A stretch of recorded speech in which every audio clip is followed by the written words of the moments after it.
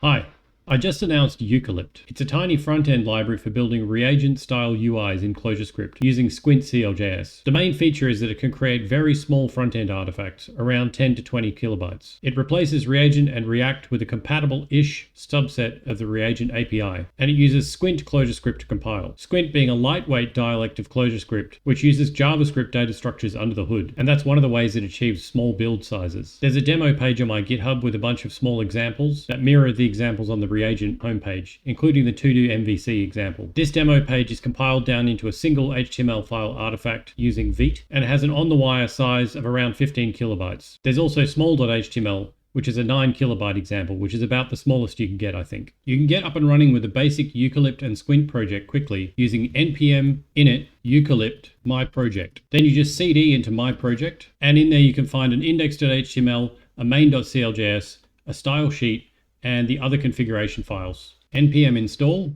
and then run npm run watch.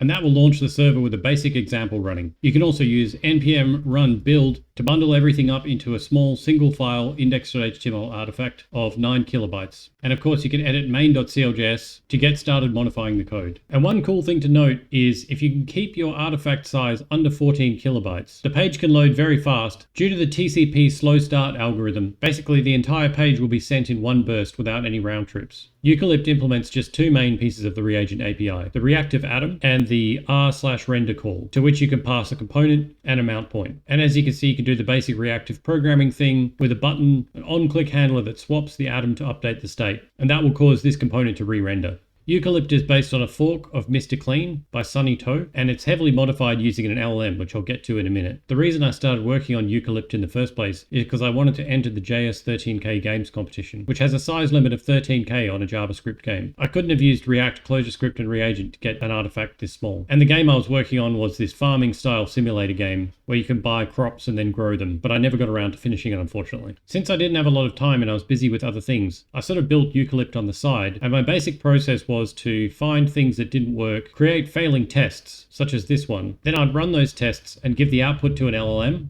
And I use this prompt a lot. It basically tells the LLM to take a step-by-step approach, forming hypotheses, and then figuring out how to test those hypotheses and come up with potential fixes. And then I'd review those hypotheses and the potential fixes, see which ones looked most likely, and try to get the LLM to fix the failing tests. I did this over and over again and came up with all these tests. And at the moment, 90 out of 90 of those tests pass. That's why I've got this note here. Eucalypt was slop-coded with AI and has low human oversight, so please be careful. And so the result is this front-end library that you can use with Squint ClojureScript to build small artifacts using a Reagent-like API and a ClojureScript-like language. I think it's probably suitable for small pieces of one-off front-end code that are low stakes and not for large production web apps. There are definitely still bugs, so if you do find something, please feel free to submit a test repro case, and we can create a failing test case and use that as a basis for fixing the bug. So that's Eucalypt, a Reagent-like front-end UI library that builds very small artifacts with Squint-cljs and Vite. It was a lot of fun to work on. I hope you find it useful, and thanks for watching.